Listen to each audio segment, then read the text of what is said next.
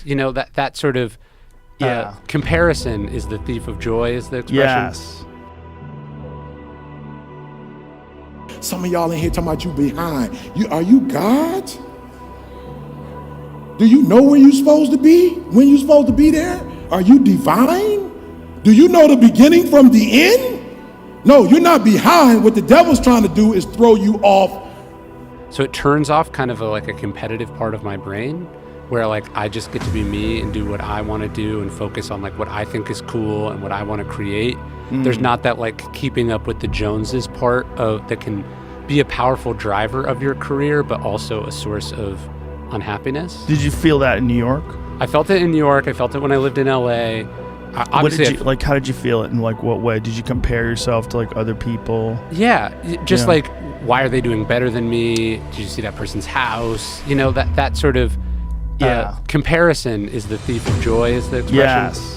Yeah. Oh my God, I'm on television. This is amazing. And the people that I was with, who are great people, they were all reading the Hollywood Reporter, and they would read this and they'd get upset. Oh, why is she getting this? Oh, why is this happening?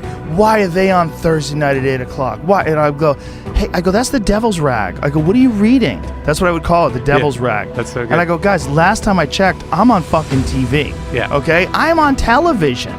You're on TV. We're on a TV show.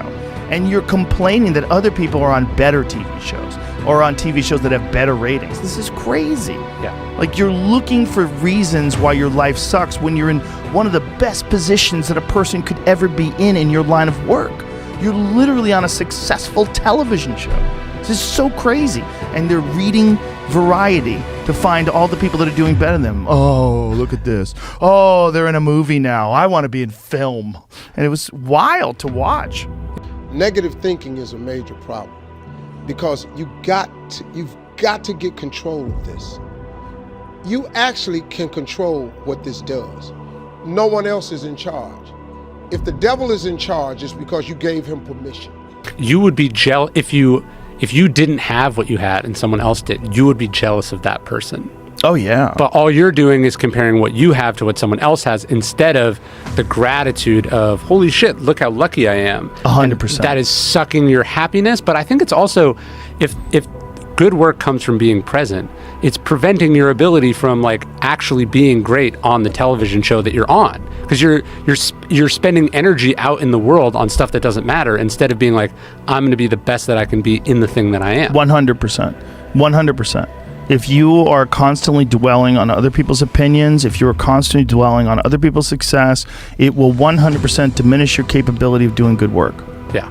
There's just no ifs, ands, or buts about it, because the mind has a certain amount of bandwidth. And the way I always express this when I talk to people about it, I go, look at it like a number. If you had 100 bandwidth, like if your bandwidth was 100, and then someone said something mean to you on Twitter, and you read that and responded, and you're going back and forth, now how much do you have? I bet you got about 30 is gone. 30% is just dedicated to this thing. It might be 40. You might have 4. And now what happens?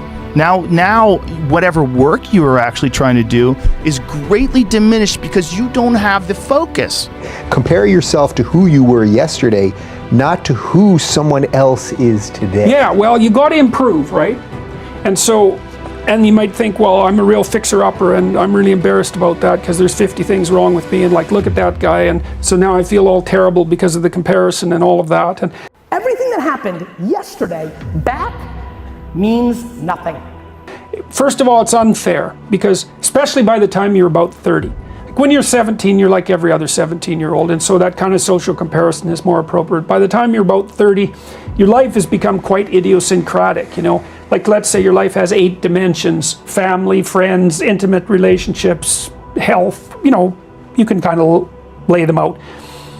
You're individually positioned in all those dimensions. Your life isn't like anyone else's life. And so you see someone who's doing better than you, it's like you're only seeing one dimension at one slice of time. So it's not reasonable. You don't have the whole picture, you know. So, and then you get down on yourself and take the spirit out of yourself, and you get bitter and resentful. It's like that. There's nothing good about that. Yeah. So, but you do need to improve because there's more to you there's not as much of you as there should be.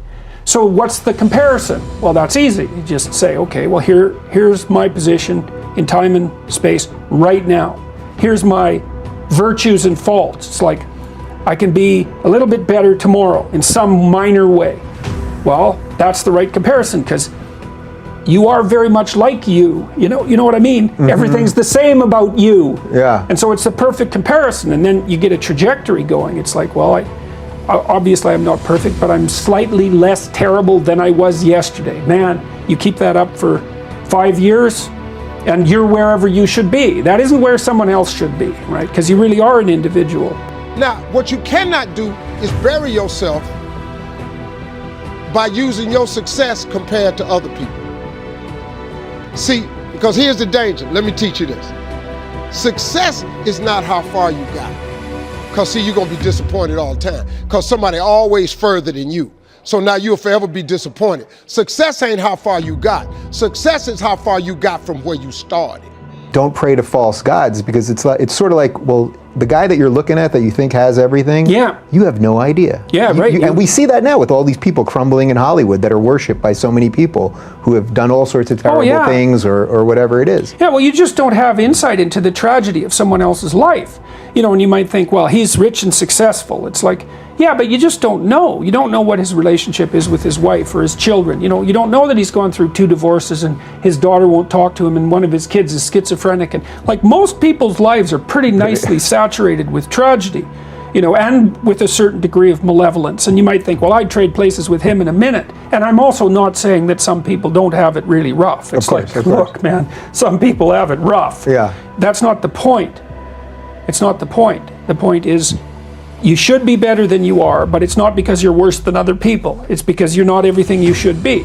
And so you got to pick the comparison right. And then that's also ennobling. It's like, and instantly hopeful. There is absolutely no doubt that you can be slightly better tomorrow than you are today. You want to take anxiety out of the system? You want to be happier?